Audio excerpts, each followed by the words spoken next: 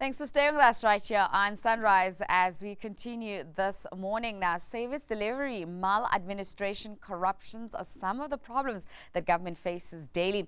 With this in mind, the National School of Government was formed to capacitate the public servants through the provision of training and education to deal with those issues.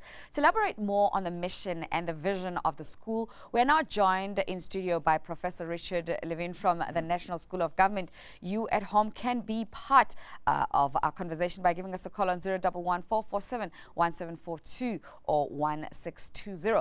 Your comments are also welcome on our Facebook as well as our Twitter pages. Good morning, Professor, and thanks very much for joining us this morning. Now, for those of us who might not know or understand the role of the National School of Government, what exactly is the purpose of this institution? Good morning, and good morning to the listeners, and thank you for this opportunity. The National School of Government is a government department, and we very much focus on building the capacity of public servants. We can look first at the Constitution, the constitutional values and principles, and then the National Development Plan, because they really help to shape the mandate of our institution. The National Development Plan calls for a capable developmental state. Developmental states focus on building a inclusive economy, but the capable developmental state focuses on building the human capabilities which can facilitate economic development and growth. Okay, so now, first question is, can I just, as a general, public, say I am interested in, playing a role in developing our country, as you're saying, speaking to the national development, and just go enroll at the school? Or do I have to specifically be a government employee?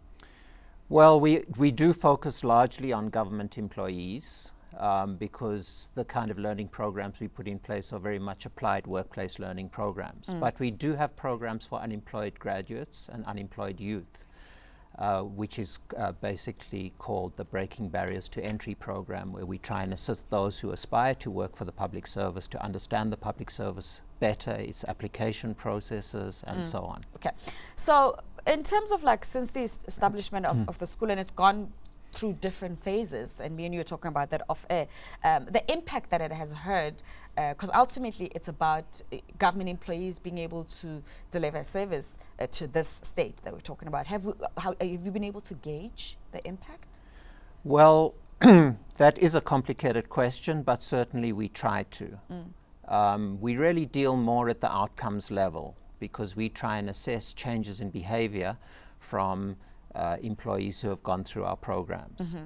But we do intend going forward to work with the Department of Planning, Monitoring and Evaluation on a full-scale evaluation. It would have to be probably department or sector specific to see the extent to which programs which employees go through actually impact on performance of those departments. Okay, so talking about that inter-ministerial departments being involved. So where exactly does the school sit? With which department is an entity of which department?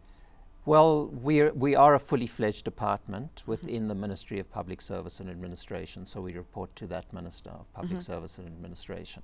Okay, so a perception could be like a lot of people who get into government jobs come from, different political affiliations. So already they get into government with political ideologies, and now they're expected to deliver a collective service.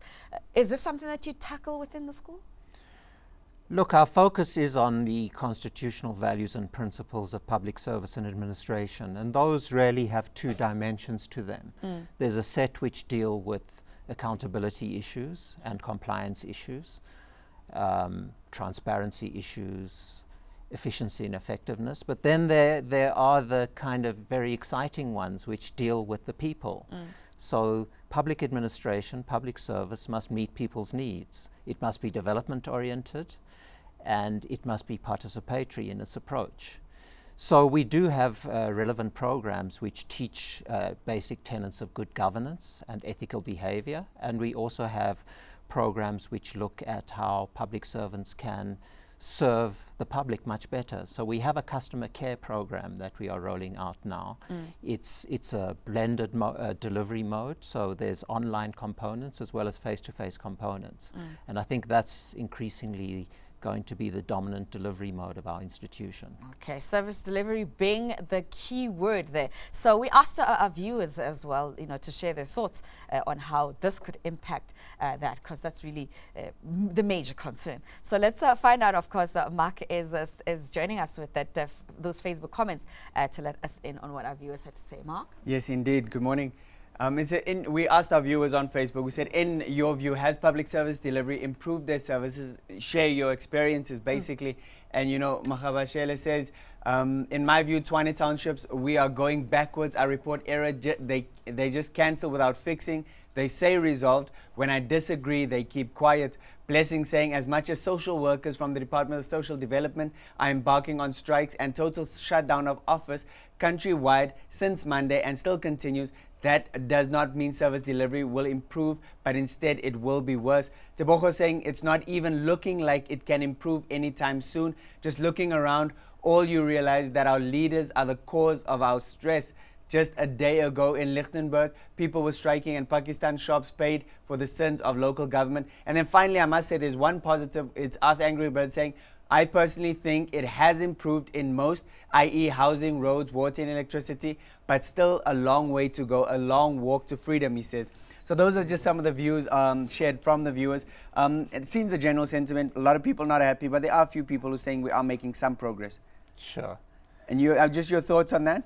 Well, I do think that there are very genuine problems that people face in their communities pertaining to service delivery, and that's why we have entered a partnership with SALGA, and we also want to work with the local government CETA in order to ensure that some of the key issues which drive dissatisfaction relating to the delivery of basic services are improved through building the necessary capabilities. So it is a work in progress. It will always be a work in progress. Well, those are just some of your views on Facebook. Great stuff there, Mark. Okay, so now, Prof, in terms of the sentiment on the ground versus some of the programs that you offer at the school, how do you think those sort of meet the need and address some of the challenges for us as a country?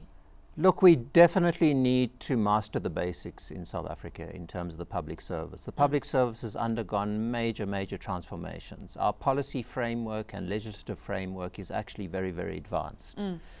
But obviously we need to pull our employees with us, and we need to strengthen their capabilities. So a lot of our programs focus on the generic competencies which are required: human resource management, how to manage our people. Okay. Leadership, we have a big focus on leadership. Public finance management, we work closely with the National Treasury in the programs we deliver. We've got a very new or very exciting new program coming up, which will be an online program on financial delegation accreditation, so that every public servant would need to know their delegations and understand them, and it's done online. So, we're trying to create efficiencies in terms of the reach as well as the cost of what we do. So now, in terms of the executive programs, inductions that you have to offer, just tell us a bit more about, in details, what are those programs? And the other question is that if I'm in government, is everybody forced to go to the school and attend classes, or can I just say, I think I'm fine? Well, there's a lot of choice regarding the employees themselves and the departments, but the induction program is compulsory.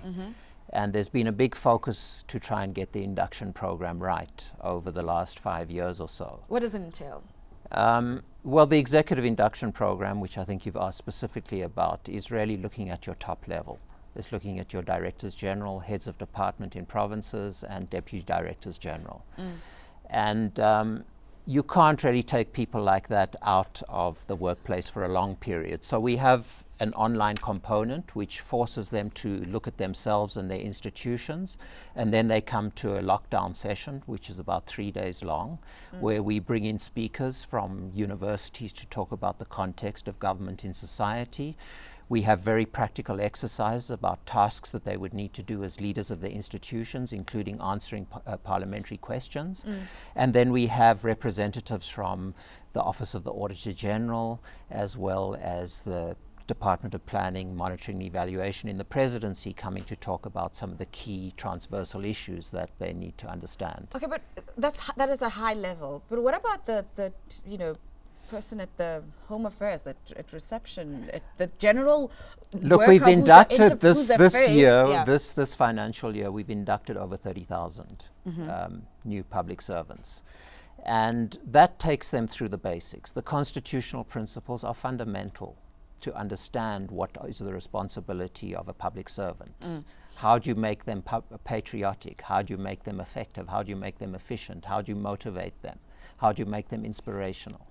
These are the challenges we need. We need public servants who are passionate about what they do and they believe in South Africa and the Constitution. Let's say I make a decision and I'm a young person and I'm saying I want to get into public service. Can I enroll and be part of the school and just go through with the program, or do I need to already be employed? No, like I said, we have this program for unemployed graduates and those who wish to enter the public service, which is the breaking barriers to entry. And we're hoping to increase the reach. We've done over 2,000 people, which is nothing in some ways, but we're hoping that we can maybe do 5 or 10,000 every year of people who are passionate about joining the public service. Okay, great stuff. Well, all the best with that, and I hope that you attract